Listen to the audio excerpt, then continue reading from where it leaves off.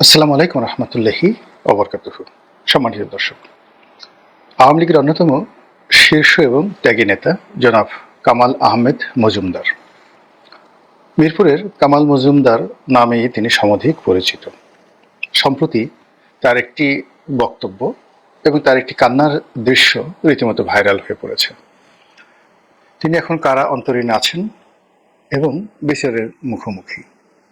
বয়োবৃদ্ধ মানুষ, কোর্টে আনা হচ্ছে, আবার নেওয়া হচ্ছে, এবং এই কয়দিনে তিনি ক্লান্ত, বিধ্বস্ত, অনুতপ্ত এবং অনেক কিছু তিনি বলতে চান। এবং তারই ধারাবাহিকতায় তিনি মুখ ফসকে বলে ফেললেন যে জীবনে আর রাজনীতি করবেন না। আওয়ামী লীগের সাধারণ যে সদস্য পদ, এর থেকে তিনি পদত্যাগ করলেন। আওয়ামী লীগের সঙ্গে তার কোনো সম্পর্ক নেই, আর আগামী দিনে তিনি কোনো রাজনীতি করবেন না। এই কথা বলে বয়োবৃদ্ধ যে ভদ্রলোক, তিনি অঝরে কাঁদতে আরম্ভ করলেন। এখন তার এই কান্নাটাকে আপনি বা আমি কিভাবে বিবেচনা করব, বিশ্লেষণ করব? আওয়ামী লীগের লোকজন কি তাকে বেঈমান বলবেন, মোনাফেক বলবেন, কিংবা বলতে পারেন যে এত সুযোগ নিয়ে, এত সুবিধা নিয়ে মন্ত্রী হয়েছেন, বহুবার এমপি হয়েছেন, আজ আপনার মতো হাজার হাজার কামাল আহমেদ মজুমদার সারা বাংলার আনাচে কানাচে রয়েছেন। কেউ ব্যবসায়ী, কেউ অন্য কোনো পেশাতে তারা সফলতা অর্জন করেছেন, কিন্তু আপনার যে পরিচিতি, আপনার যে ব্যাপ্তি, এ কেবলই আওয়ামী লীগের নেতা হিসেবে, রাজনীতি হিসেবে। ব্যবসা করেছেন, বাণিজ্য করেছেন, মন্ত্রী হয়েছেন, এমপি হয়েছেন, টেলিভিশন চ্যানেল পেয়েছেন, আর কি চান? তারপর কেন এই পার্টির দুঃসময় এই ধরনের কথা বলবেন? এটা পার্টির যারা লোকজন তারা সঙ্গত কারণেই বলতে পারেন। যারা বিএনপির লোক, জামাতের লোক, তারা টিটকারি করতে পারেন। এত দম্ভ আপনারা দেখাতেন, এত মুখ ঝুলিয়ে ঝুলিয়ে বড় বড় কথা বলতেন। লড়াই যদি করতে হয় আওয়ামী লীগের কাছ থেকে শিখুন, সংগ্রাম কিভাবে করতে হয় আওয়ামী লীগের কাছ থেকে শিখুন। শেখ হাসিনা যতদিন রয়েছেন বাংলাদেশে, কেয়ামত পর্যন্ত, যদি এর মধ্যে কেয়ামত হয়ে যায়, বাংলার সিংহাসন শেখ হাসিনার হাত থেকে যাবে না। শেখ হাসিনা আলা হজরত, তাকে হজরত বলা উচিত। তার জন্য বেহেশত ওয়াজিব, বা বেহেশত তার জন্য ফরজ, মানে এইরকম একটা কথা যে তার উচিত বেহেশত পাওয়া, আল্লাহর উচিত, আল্লাহকে সাজেশন করা হচ্ছে যে শেখ হাসিনাকে বেহেশতেও নসিব করা উচিত।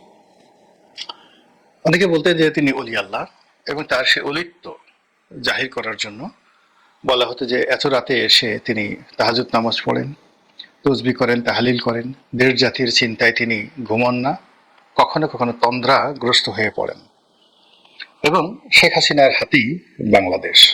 কাজে এই যে আওয়ামী লীগের লোকজন যে কথাগুলো বলতেন, তাদের সেই কথাগুলোকে ব্যঙ্গ করে এখন বিএনপি বা জামাতের লোক সঙ্গতি কারণে বলতে পারে যে কোথায় আপনাদের সেই দম্ভ, কোথায় আপনাদের সেই স্তুতি বাক্য? আপনাদের নেত্রী দেশের বাইরে চলে গেল, পালিয়ে গেল, তাড়িয়ে দেওয়া হলো, হোয়াট এভার মেবি, যাই বলেন না কেন, তিনি এখন সিংহাসনে নেই।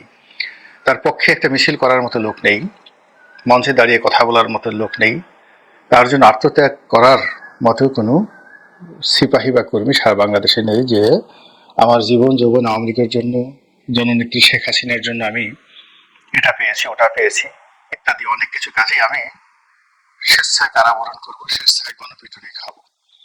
তো এই ঘটনাগুলো সারা বাংলাদেশে কোথাও ঘটছে না। উল্টো, যেখানে জামাতের পায়ে ধরা দরকার সেখানে জামাতের হাতে পায়ে ধরা হচ্ছে, যেখানে বিএনপির হাতে পায়ে ধরা দরকার সেখানে বিএনপির হাতে পায়ে ধরে তারা নিজেদের অস্তিত্ব বজায় রাখার চেষ্টা করছেন। এবং খুব অল্প সময়ের মধ্যে তারা যেভাবে মস্কিয়ে গিয়েছেন, ভেঙে গিয়েছেন, থেতলিয়ে গিয়েছেন, এটা মানে আওয়ামী বিরোধী শক্তি আগস্ট মাসের 5 তারিখে না আসলে কখনোই তারা সেটা বিশ্বাস করতেন না। এই গ্রুপের একটা বিরাট অংশ নিরাপদে নিশ্চিন্তে শেখ হাসিনাকে রেখে জুলাই মাসের মধ্যেই পালিয়ে গেছে, বিরাট একটি অংশ মন্ত্রী এমপি। আগস্ট মাসের 5 তারিখের আগে আরেকটি অংশ পালিয়ে গেছে শেখ হাসিনাকে একা রেখে। আর যারা একেবারে বেকুবের মতো শেষ দিন পর্যন্ত বিশ্বাস করেছেন যে শেখ হাসিনা থাকবেন, তাদের একটি অংশ টাকা দিয়ে, পয়সা দিয়ে, ঘুষ দিয়ে, দুর্নীতি করে পালানোর চেষ্টা করেছেন। অনেকে ধরা পড়েছেন, অনেকে মারা গিয়েছেন। আর যারা পারেনি তারা এখনো বাংলাদেশে খুব সুকৌশলে পালিয়ে রয়েছেন। তো এমন একটি অবস্থা সৃষ্টি হলো, এটি নিয়ে বিএনপি এবং জামাতের লোক বলতে পারে আমাদের জীবনে তো 2009 থেকে একেবারে 25 সন 24 সন পর্যন্ত, আগস্ট পর্যন্ত আমাদের জীবনকে অমতম বানিয়ে ফেলা হয়েছিল। জীবনের প্রতিটি মুহূর্তকে জাহান্নাম বানিয়ে দেওয়া হয়েছিল। বিএনপি আরো একটু বাড়িয়ে বলতে পারে যে 2006 থেকে, অর্থাৎ আওয়ামী লীগ শাসন আমলের পূর্বে যে 111 এসেছিল, সেই সময়টিতেও আমাদের উপর জুলুম হয়েছে, অত্যাচার হয়েছে, কিন্তু আমাদের কোনো নেতাকর্মী তো একটিবারের জন্য বিএনপি ছেড়ে যেতে চায়নি, রাজনীতি থেকে অবসর গ্রহণ করতে চায়নি, দলীয় প্রধানের বিরুদ্ধে বক্তব্য দেননি, এবং তারা 300, 400, 500 মামলা, মোকদ্দমা, ক্রস ফায়ার থেকে শুরু করে আয়নাঘর, আরো কত কিছু, সবকিছুর বিনিময়ে দলকে আঁকড়ে ধরেছেন।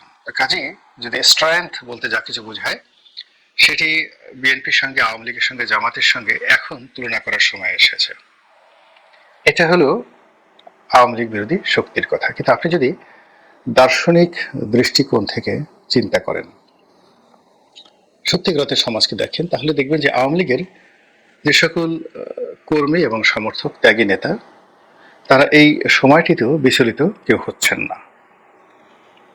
তারা কৌশল পরিবর্তন করছেন, চুপ থাকছেন, সংঘর্ষে যাচ্ছেন না, কিন্তু আওয়ামী লীগ ছেড়ে দিবেন বা শেখ হাসিনাকে ঘৃণা করেন, শেখ হাসিনাকে গালাগাল করেন, সাধারণ নেতাকর্মীদের মধ্যে এরকম কোনো লক্ষণ নেই। এমনকি কামাল আহমেদ মজুমদার ছাড়া অন্য যে সকল বড় নেতা রয়েছেন, দেশের বাইরে পলাতক বা দেশের ভিতরে পলাতক, তারাও যার যার অবস্থান থেকে শেখ হাসিনা বিরোধী একটি কথাবার্তা বলছেন। উল্টো তারা স্বপ্ন দেখছেন যে আবার কখন আমরা ফিরে আসব, আবার নেত্রী কবে সিংহাসনে বসবেন, আবার তাদের সুখ স্বপ্ন ফিরে আসবে। এই যে অভিব্যক্তি, এর বাইরে কিছু মানুষ রয়েছেন যারা আওয়ামী লীগ জমানাতে ভীষণ রকম নির্যাতিত ছিলেন আওয়ামী লীগ করার কারণে। আওয়ামী লীগ করেছেন, দলীয় পদ পদবিতে ছিলেন, এমনকি মন্ত্রী ছিলেন, এমপি ছিলেন, কিন্তু আওয়ামী লীগের কর্মকাণ্ডের সঙ্গে, সিন্ডিকেশনের সঙ্গে তারা সামঞ্জস্য রাখতে পারেননি। এদের দ্বারা তারা নির্যাতিত হয়েছেন বিভিন্ন কারণে। ব্যবসায়িক কারণে হতে পারে, রাজনৈতিক পদ পদবীর কারণে হতে পারে, ব্যক্তিত্বের কারণে হতে পারে, এরকম নানা কারণে বহু মানুষ বঞ্চিত হয়েছেন। তারা অবশ্যই এই সময়টিতে ভীষণ রকম হতাশ। তাদের বক্তব্য হলো যে যা তো গেল, পেটও ভরল না। আরেকটি সম্প্রদায় রয়েছেন কামাল আহমেদ মজুমদার সাহেবদের মতো। এখানে কামাল মজুমদার আওয়ামী লীগের দুঃসময়ের কাণ্ডারি। আওয়ামী লীগের যখন কেউ ছিলেন না, তখন কামাল আহমেদ মজুমদারদের মতো কিছু মানুষ ছিলেন। আপনারা জানেন যে তিনি এই ঢাকা শহরের অন্যতম শীর্ষ ধনী ছিলেন। একটা সময় গার্মেন্টস ব্যবসা বলতেই মিরপুরে যত বড় বড় ফ্যাক্টরি, তার অনেকগুলো ফ্যাক্টরির মালিক তিনি ছিলেন। আওয়ামী লীগের শত শত নয়, হাজার হাজার নেতাকর্মী তার অফিসে চাকরি করতেন, অনেক বড় বড় নেতা। এবং তার অফিসে চাকরি করে এরকম অনেক মানুষ পরবর্তীতে মন্ত্রী হয়েছেন, এমপি হয়েছেন। আওয়ামী লীগের নাম যখন নেওয়া যেত না, সেই 75-এর পর থেকে একেবারে 1986 সন অবধি, সেই সময়টাতে কামাল আহমেদ মজুমদাররা সাহস দিয়ে, শক্তি দিয়ে, অর্থ দিয়ে এই দলটিকে বাঁচিয়ে রেখেছেন। ফলে কামাল মজুমদার তিনি ভয়ে, ভীত সন্ত্রস্ত হয়ে, অনুতপ্ত হয়ে বা বাঁচার আকুতি জানিয়ে এই বক্তব্য দিয়েছেন, এটি আই ডু নট বিলিভ, আমি এটা বিশ্বাস করি না। তাহলে তিনি কেন এই কথা বলেছেন? তিনি এই কথা বলেছেন অভিমান থেকে। এর কারণ হলো যে এই আওয়ামী লীগের অধঃপতনের তো এই অবস্থা হওয়া উচিত নয়। আপনাদের হয়তো মনে আছে যে কামাল মজুমদার যখন শিল্প মন্ত্রণালয়ের দায়িত্বে প্রতিমন্ত্রী ছিলেন, তখন বেশ কয়েকবার তিনি সংবাদ শিরোনাম হয়েছিলেন সিন্ডিকেটের বিরুদ্ধে কথা বলে। তেল সিন্ডিকেট, চিনি সিন্ডিকেট, ডিম সিন্ডিকেট, এবং এগুলো সরকারের মদতপুষ্ট। এবং অন্যান্য যে সকল সিন্ডিকেট সদস্যরা ব্যবসা বাণিজ্য নিয়ন্ত্রণ করতেন, ব্যাংক বিমা খেয়ে ফেলতেন, তাদেরকে নিয়ে তিনি কিন্তু অকপটে কথা বলেছেন। আজকের এই দিনটিতে কারাগারে বসে তার হয়তো সেই কথাই মনে পড়েছে। অভিমান হয়েছে যে আমরা যারা এই আওয়ামী লীগকে তিলে তিলে গড়ে তুলেছি, যারা আমাদের জীবন যৌবনের একটা বিরাট অংশ আমরা এই আওয়ামী লীগের পেছনে ব্যয় করেছি। নিজেদের ব্যবসা বাণিজ্য সবকিছু জলাঞ্জলি দিয়েছে। যেখানে কামাল আহমেদ মজুমদারের 20-25টি গার্মেন্টস ফ্যাক্টরি ছিল, এখন একটি ফ্যাক্টরিও নেই। তার এই ব্যবসা বাণিজ্য ধ্বংস হয়েছে রাজনীতি করতে গিয়ে। তো তিনি সঙ্গতের কারণেই হিসাব করতে পারেন যে আমার এই মন্ত্রীগিরি দিয়ে কি হবে, এমপিগিরি দিয়ে কি হবে, আজ আমার পরিণতি কি। কিন্তু আমি